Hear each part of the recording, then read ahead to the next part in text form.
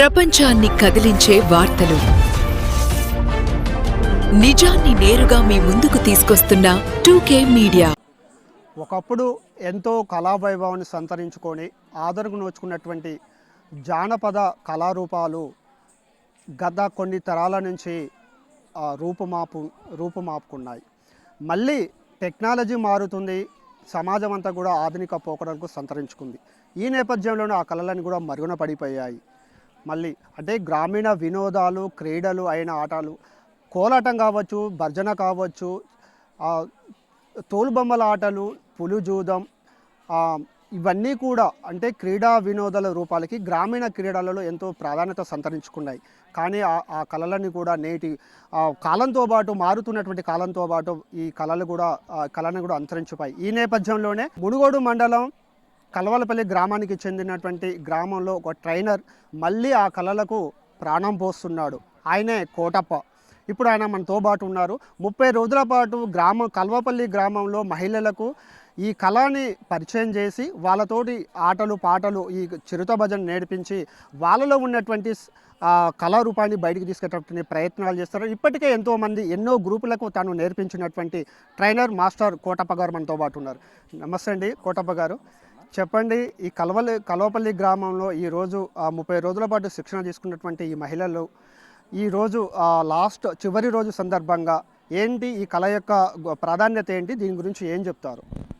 మొట్టమొదట వెనకట కాలం నుంచి అయినా ఫస్ట్ ఉన్నటువంటి చిడుతల భజ, కానీ రాను రాను ఈ కళ అంతరించిపోయింది. ఈ కళ లేకుండా పోయింది. తర్వాత కోలాటమని అవన్నీ భజనలు, తర్వాత మళ్ళీ ఇప్పుడు ఈ తెలంగాణ వచ్చిన తర్వాత మళ్ళీ ఈ కళలను వెలికి తీయడం జరిగింది. ఇప్పుడు ఊర్లలో కూడా మహిళలు కూడా ఆసక్తిగా దీన్ని నేర్చుకోవడం కూడా జరుగుతుంది. ఎందుకంటే ఒక వ్యాయామం పరంగా ఆనందాన్ని ఊరేగింపులలో కానీ అలా అలా అలా ఒకరికి చెప్పుకోవటం అట్లా ఇప్పుడు నేను 80 టీముల దాకా కూడా నేర్పించడం జరుగుతుంది. కోలాటము, చెక్క భజన అన్నీ నేర్పిస్తాము. వీళ్ళు నేర్చుకోవడము, అదే మేము నేర్పియడము, ఊరికి ఇలా పంచడం కూడా మాకు చాలా ఆనందంగా కలిగిస్తుందండి.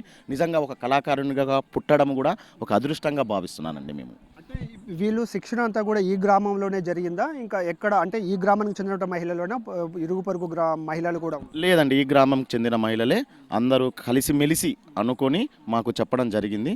మాకు మా స్వామి మాస్టర్ గురువు గారు ఆయన నుంచి ఇట్లా భజన నేర్చుకోవాలని ఉందిరా అన్నప్పుడు, సరే ఆయనకు వీలు లేకుంటే నన్ను నేర్పిస్తామని నన్ను సంప్రదించడం జరిగింది. నేను నెల రోజులకి వీళ్ళకు ట్రైనింగ్ ఇచ్చడం, వాళ్ళు కూడా చాలా ఆసక్తిగా చాలా అద్భుతంగా నేర్చుకొని ఈరోజు 30 రోజుల ప్రదర్శన అయిపోయిన తర్వాత ఈరోజు ముగింపు ప్రదర్శన జరుగుతుంది. ఈ రోజుతోటి వాళ్ళకి ఇచ్చిన ట్రైనింగ్ కూడా పూర్తి అయిపోతుంది. అంటే ఈ ట్రైనింగ్లో మహిళలు ఏమైనా అంటే వాళ్ళ నుంచి ఏమైనా ఫీజు వసూలు చేయడం అలాంటి ఉచితమే ఉంటుందా, ఎలా ఉంటుంది ఈ ప్రాసెస్? ఆ ప్రాసెస్ కూడా ఉంటుందండి. ఎవరైనా మేము కూడా ఈ కళను బతకాలి కాబట్టి మాకు నిత్యావసరాలు ఉంటాయి, మేము రానుపోను అవి ఉంటాయి కాబట్టి అందరికాని అన్ని విధాలుగా వసూలున్నామండి. మేము పోయే విధానము, పోయే దూరము, ఎంత దూరం పోతున్నాము, ఎన్ని ఖర్చులు ఉన్నాయంటే దాన్ని బట్టే మేము వాళ్ళకు చెప్తాము. వాళ్ళు దాన్ని బట్టే ముందుకు పోతారు. వాళ్ళు కూడా మేము చేర్పించిన దానికి ఆసక్తి ఉండాలి, మా మాస్టర్ కష్టపడుతున్నాడు, ఇంత చాలా మంచిగా నేర్పించారు అన్నప్పుడు వాళ్ళకు తోచినంత కూడా ఎక్కువ కూడా ఇచ్చి మమ్మల్ని ప్రోత్సహించే కూడా చేస్తుంటారు ఒక్కొక్క కాడ. అంటే మీరు వివిధ వేడుకలు కావచ్చు, సంస్కృతి సాంప్రదాయాలు, మన తెలంగాణ పల్లెల్లో ముఖ్యంగా సంస్కృతి సాంప్రదాయాలకు ఎంతో ప్రాధాన్యత ఉంది. ఈ క్రమంలోనే పండుగలు కావచ్చు, వివాహ వేడుకలు కావచ్చు, దుర్గాదేవి నవరాత్రోత్సవాలు, ఇలాంటి సందర్భాలలో అందరూ కూడా ముందుకు అంటే ఎవరో ఆసక్తి ఉన్నటువంటి వ్యక్తులు మీలాంటి కళాకారులను తెప్పించుకొని ఈ సాంప్రదాయం కొనసాగుతుంది. ఆ సమయంలో ఏమైనా ఆర్థికంగా ఏమైనా చేయూతనిచ్చేటువంటి కార్యక్రమాలు ఏమైనా ఉంటాయా? మేము నేర్పించినప్పుడు మాకెలా అయితే వాళ్ళు మాకున్న అవసరాల బట్టి ఖర్చులకు ఎట్లా ఇస్తున్నారో మేము కూడా వివిధ సందర్భాలలో దేవుని ఊరేగింపులు కానీ ఏదైనా ప్రత్యేకంగా ఉన్న ఫంక్షన్స్ కానీ ఇప్పుడు డీజే పోయి పెళ్ళిళ్ళల్లో కూడా ఇప్పుడు ఈ కోలాటము చేయడం జరుగుతుందండి. ఎక్కడికి పోయినా కూడా వాళ్ళకు కూడా మేము ఖర్చులు ఇచ్చి తీసుకుపోతామండి. ఫస్ట్ మేము నేర్పించినప్పుడు మాకు ఎలా ఇచ్చిర్రో మేము వాళ్ళని తీసుకుపోయినప్పుడు కూడా మేము కూడా వాళ్ళకు తగినంత పారదోషికం ఇచ్చి వాళ్ళ వృత్తికి వాళ్ళు చేసిన దానికి వాళ్ళకు కూడా ఇచ్చి మేము తీసుకెళ్తుంటాం, వాళ్ళని ప్రోత్సహిస్తుంటాం. ఇది ఇక్కడితో ఆగదు. ప్రతిసారి వీళ్ళని ప్రోగ్రామ్స్కి ఉన్నప్పుడు తీసుకుపోవడం, మా మధ్య ఇది గురువు శిష్యుల బంధం ఎప్పటికీ కొనసాగుతూనే ఉంటుంది. అంటే ఇది నేర్చుకోవడం వల్ల ముఖ్యంగా నేటి తరానికి ఏం చెప్పదలుచుకున్నారు?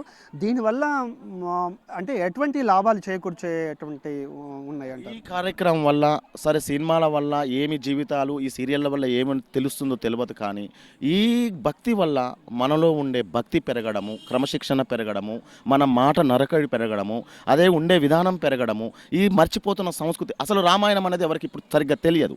ఈ పాటల రూపంలో వాళ్ళకు రామాయణం ఇలా ఉండేదా అనేది చిడతల రామాయణం ద్వారా వాళ్ళకు రామాయణము, రాముని గురించి, హనుమంతుని గురించి తెలవని వాళ్ళకు కూడా తెలిసే రూపకంగా పోతుంది. ఇది భక్తి రూపకంగా కూడా ఈ ప్రజలలోకి వెళ్ళిపోతుంది ఈ భజనల ద్వారా.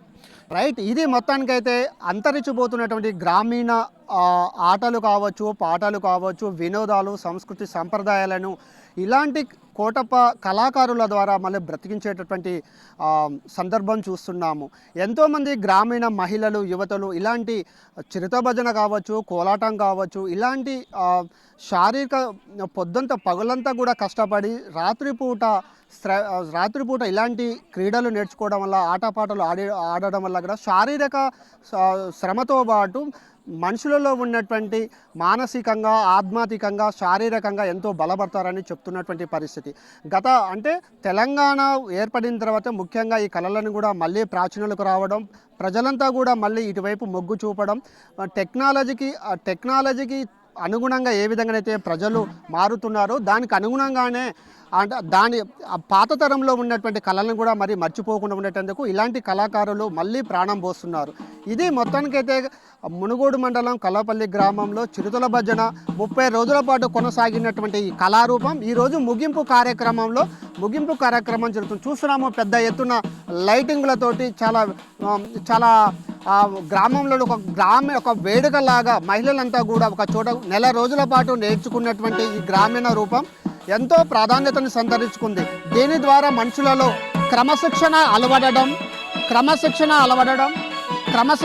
ఆధ్యాత్మిక చింతన ఇవంతా కూడా చూసినాము. మహిళలు ఎంతో ఆటపాటలతో ఈ ఆటను కూడా వీళ్ళంతా కూడా చిరుతల భజన ప్రోగ్రాం ఎంతో మహిళలంతా కూడా ఎంతో ఆనంద ఉత్సాహాల మధ్య నెల రోజుల పాటు కొనసాగినటువంటి ఈ ప్రదర్శన అనేది చివరి రోజు ప్రదర్శన కావడంతో మహిళలంతా కూడా ఒకే చోట చేరి దాదాపు 20 మంది మహిళలు ఈ చిరుతల భజన నేర్చుకున్నటువంటి కార్యక్రమం చేస్తున్నారు. ఇది కలవలపల్లి గ్రామంలో మొత్తానికి మహిళలంతా కూడా తెలంగాణ సంస్కృతి సాంప్రదాయాలలో చాలా విభిన్నమైనటువంటి ప్రదర్శన కలిగినటువంటి కళారూపాలలో చిరుతల భజన కూడా ఒకటి. సో నెల రోజుల పాటు నేర్చుకున్నటువంటి ఈ కళ ఎంతో ప్రాధాన్యతను సంతరించుకుంది. దీనివల్ల ఈ చిరుతల భజన వల్ల శారీరకంగా, మానసికంగా, ఆధ్యాత్మికంగా ఎంతో బలపడతారు.